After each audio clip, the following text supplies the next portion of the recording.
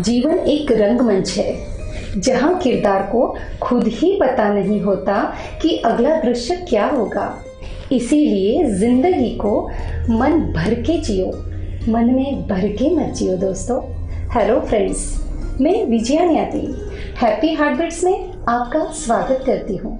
Happy रखिएगा thoughts तो healthy चलेगी आपकी हार्टबीट्स। कई लोग पास्ट में ही फंसे रहते हैं। किसी ने उनके साथ क्या किया, क्या हुआ, अब क्या होगा और कब होगा पता नहीं, कितनी ही सोच में डूबे रहते हैं।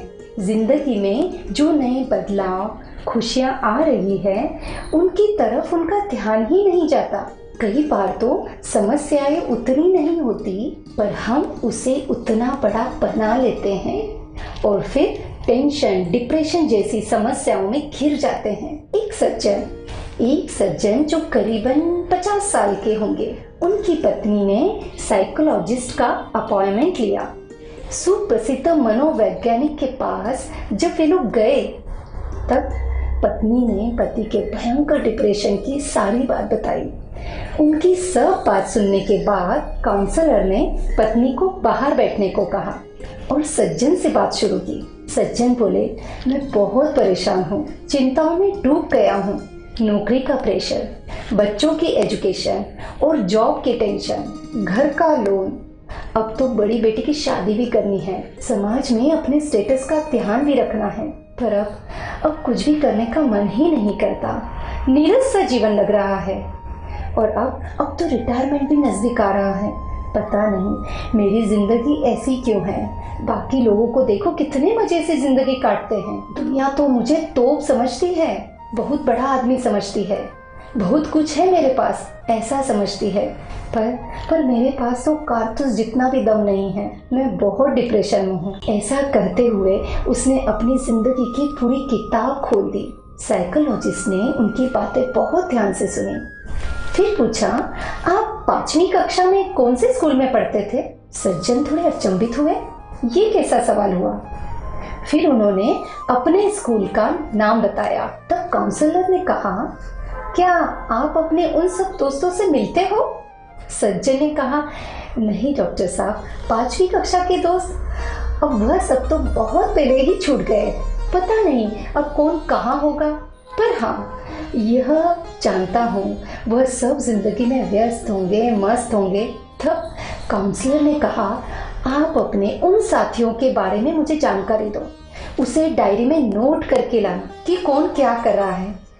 पहले तो सज्जन बड़े अचंभित हुए कि यह क्या, मैं मेरी टेंशन बता रहा हूँ और डॉक्टर साहब उनकी बात कर रहे हैं। डॉक्टर साहब ने पूछा, तो उनकी जानकारी क्यों? तब काउंसलर ने कहा, पहले आप यह करिए, उसके बाद हम आगे की बात करेंगे। तो सज्जन ने सोचा ठीक है।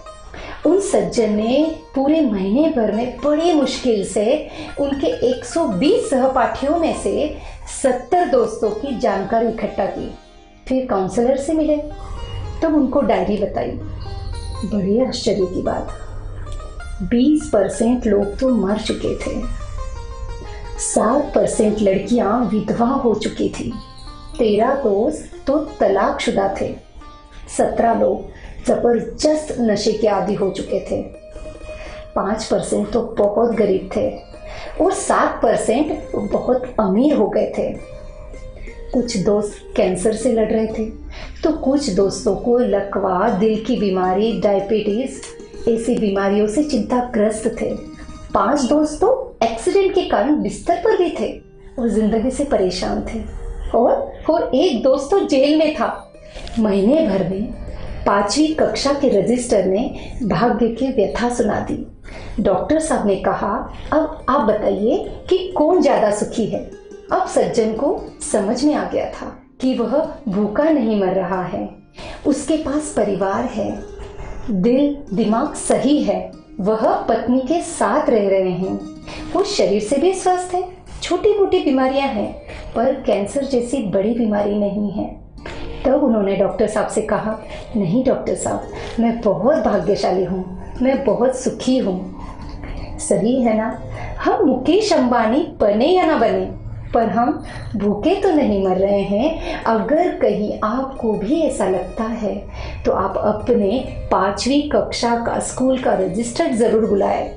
इसीलिए तो कहते हैं ज़िंदगी कोई यूट्यूब नहीं है कि आप जो चाहोगे वही सुनोगे। ज़िंदगी FM की तरह है।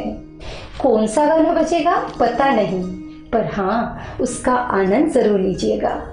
इसीलिए कहती हूँ दुनिया का सबसे खूबसूरत म्यूज़िक अपनी हार्ट बीट्स पर ध्यान दीजिएगा और मुस्कुराहट के साथ चलते रहिएगा।